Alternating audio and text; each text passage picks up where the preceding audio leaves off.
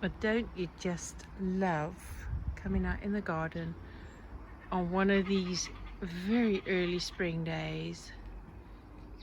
It's wet, slightly cold, not too much, but there's still greenery around. It's the last day of February today for me. Probably not for you. By the time you get this video, it'll be into March. Welcome to Blue Garden Cottage anyway, and I'll show you what I have been doing. Not outside, but undercover.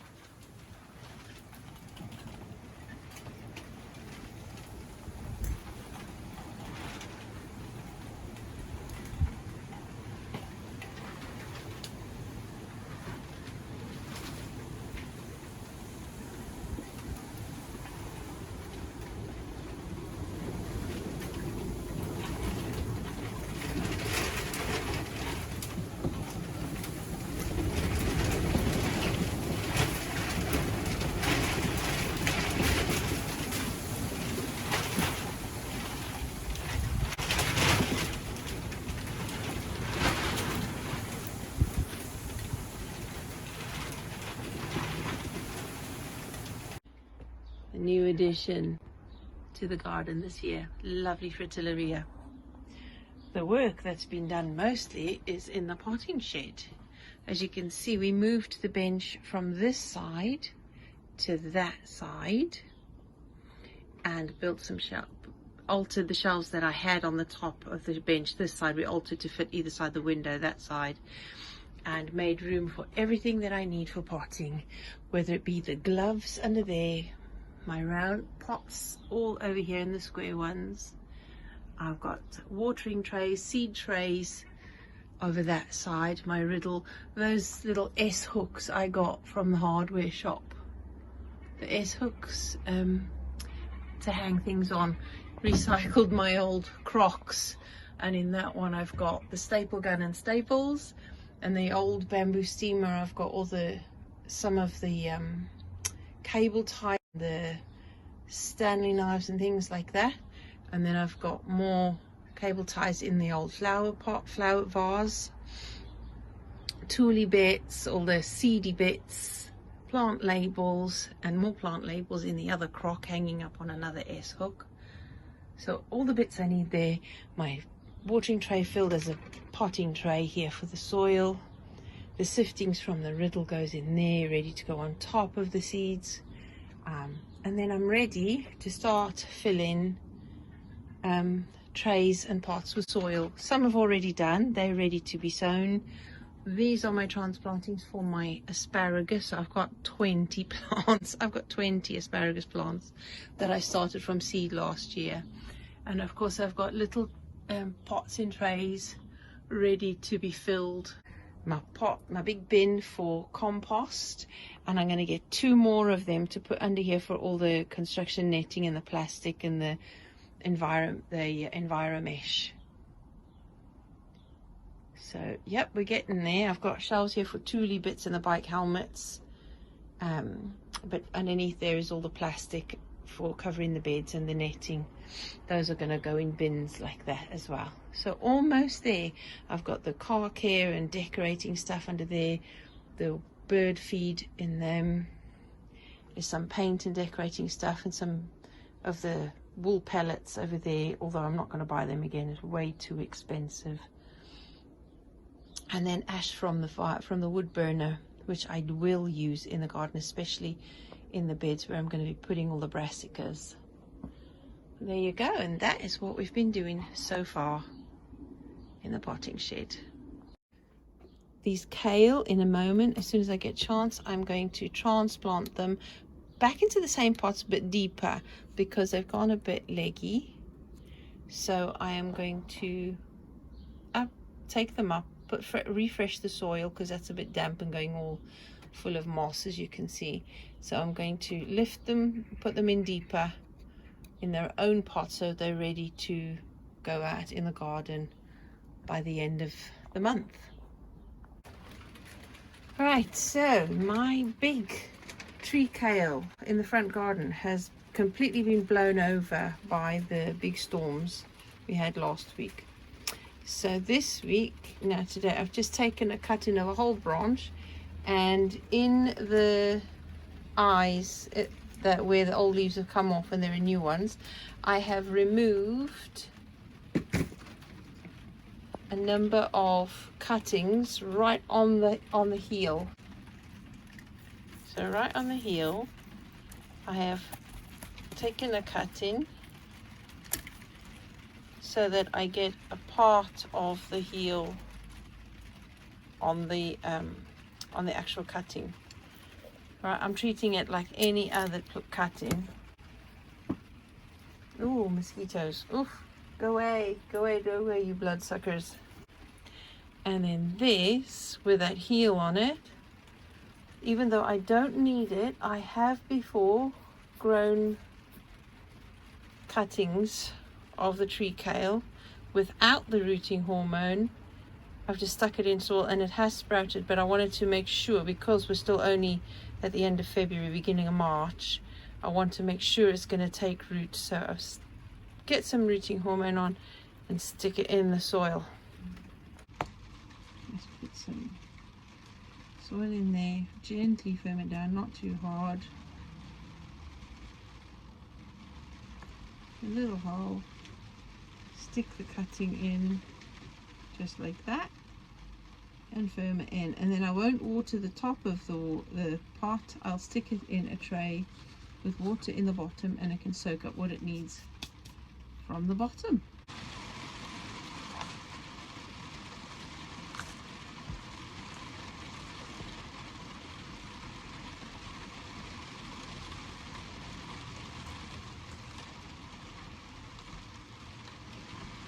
That one I've left more leaves on, but all the other cuttings I have left with just 2 leaves on, all the lower leaves taken off.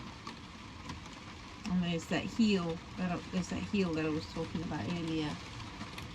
I know I don't need rooting hormone for this because it'll take anyway, and I stick it down as far as I can in the pot and then firm it in nicely.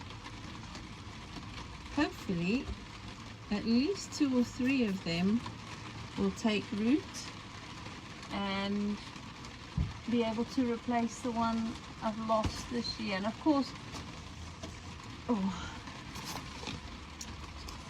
hopefully they'll take root and replace the big one. The big one already being 8 years old, so you can see, and I mean,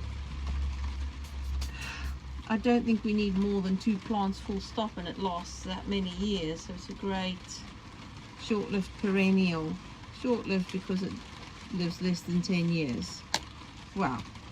If the wind hadn't blown that one over, I'm sure I'd have kept it going a bit longer. It did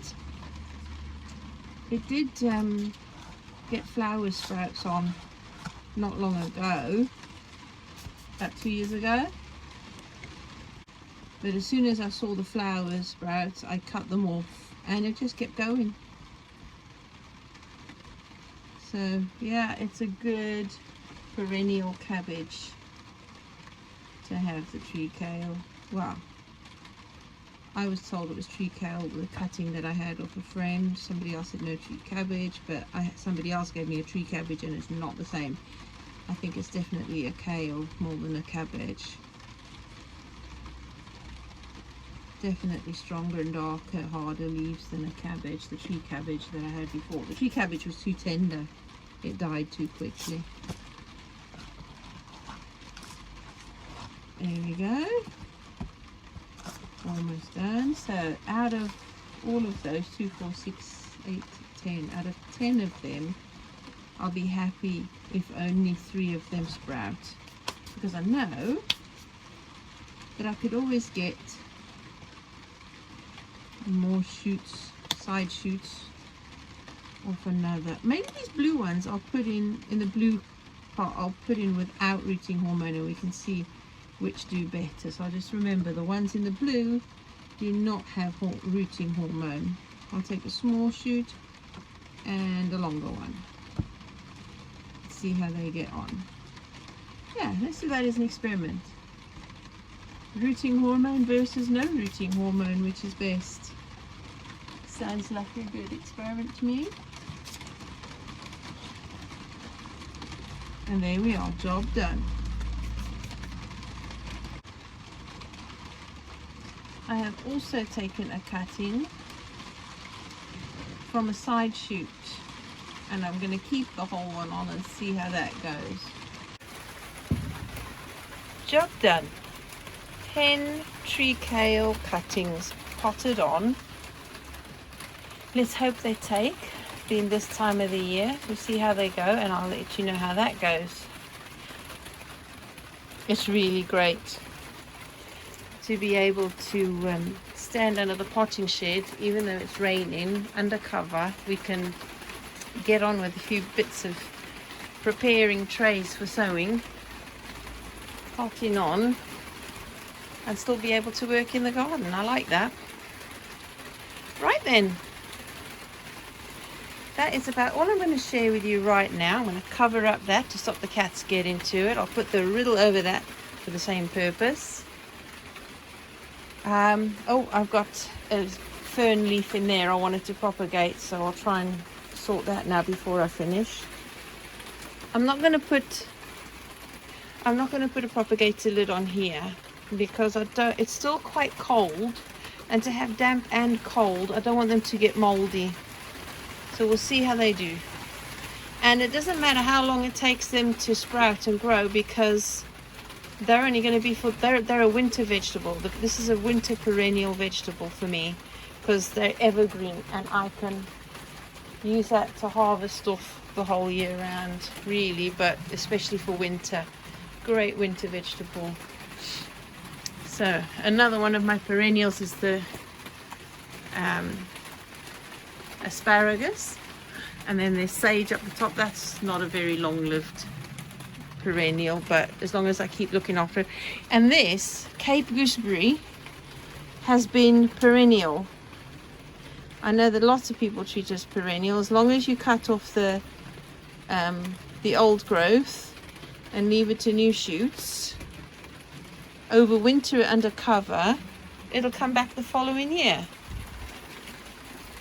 I still have one at the back there in a pot, so I'm going to see how that one does this year. Hopefully it comes back stronger than before. And that is it.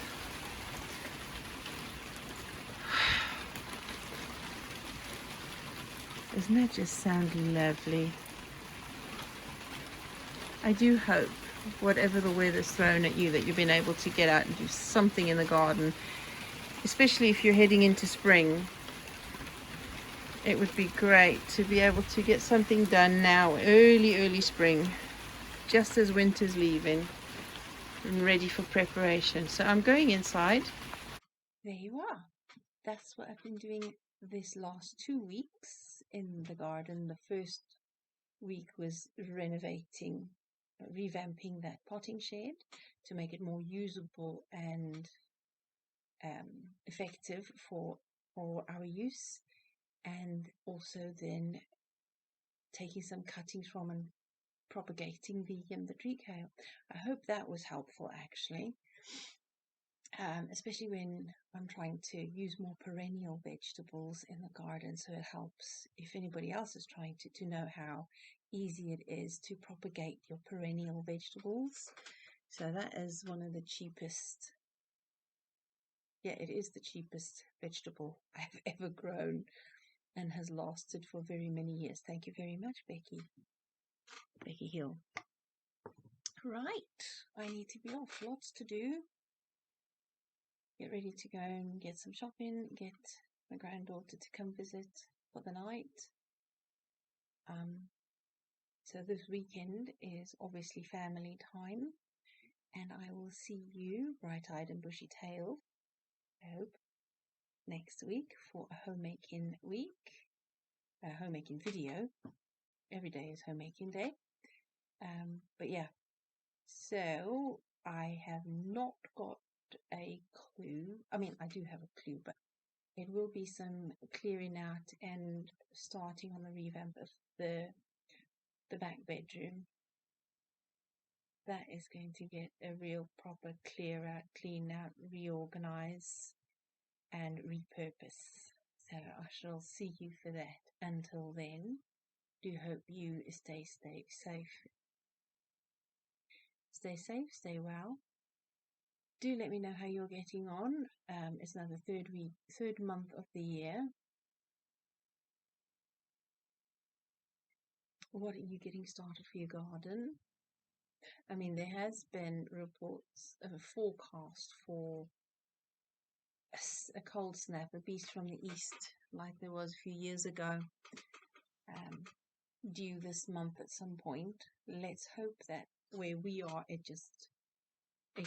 doesn't get as bad as it is forecast that it possibly could be. So let's hope it's not so bad by us. I hope it's not so bad by you either. All right, people, I need to get going. Have a lovely week. Don't forget, as usual, to like, subscribe, and share. Do leave a comment. And I appreciate all that you do to my viewers. I appreciate you taking the time to watch these videos. And I'm no videographer, I'm no professional. I'm just sharing all things that we do, and I hope that it would help somebody somewhere and also help ourselves progress as we move on.